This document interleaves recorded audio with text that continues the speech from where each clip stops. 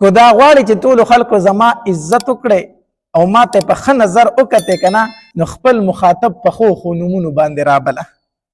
څوک در سره میلو شو که نه داسې ښایسته نومونه ورته اخلي چې هغه پې خوشحالېږي نو ستا به خلک عزت کوي. په ښو نومونو باندې خلک رابله. مونږ څه کو الله دې زموږ په حال باندې رحم وکړي. مونږ انسان ته هغه بد نوم اخلو چې هغه پې رسوا کېږي او خلک پورې خاندي. نومونه نه مونږ څه نومونه رخ کړي دي؟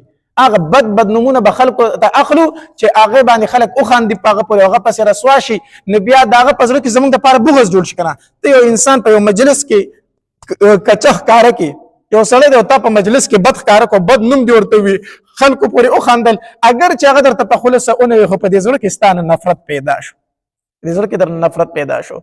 نو که دا غواړي چې زما د څوک عزت وکړي که نه نو ته د بل انسان عزت وکړه، هغه ته ښه نومونه ووایه، هغه نومونه ورته یاد کړه چې په کومو نومونو باندې هغه خوشحالېږي نو خپل مخاطب په ښو القاباتو باندې رابله، هغه به ستا ډېر عزت کوي. بیا ښه نومونه خلکو ته یادوه.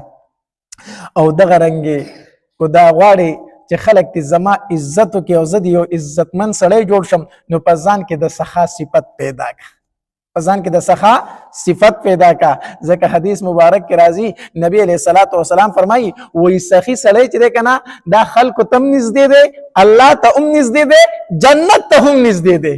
او بخیل سړی چې دی که نه دا د خلکو نه هم لرې دی، د الله نه هم لرې دی او د جنت نه هم لرې دی. بخیل سړی د چا څه خوښي؟ نه مړه دا شنه ګټه ده نه بس جدا کړي سړیا. سخي سړی د هر چا خوښي، د خلکو ورسره هم مینه وي، د الله ورسره مینه ده او د جنت ورسره هم څه ده مینه ده.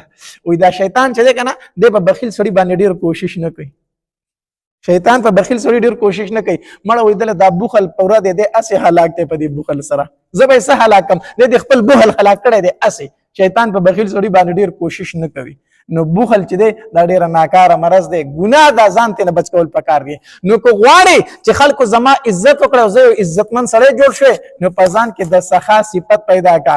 او که پیسې ته ابی او دادا وایي او د ابی او دادا نه ته پیسې خوږې دي او بیا هم وایي چې زما خلکو عزت وکړي نو بیا د خلک عزت نه کوي. بیا د خلک عزت نه کوي، ته به وایي چې میم زرما ټوله زما او زما د هر څه په جیب کې پراته او خلک راته کېناسته پاسې د خلکو دماغ نه دي خراب دي چې بخیل سړي ته کیني او پاسي. صحیح ده؟ نو که د ځان عزت غواړي نو علماء لیکلي په ځان کې کوم صفت پیدا که صفت دو سخا.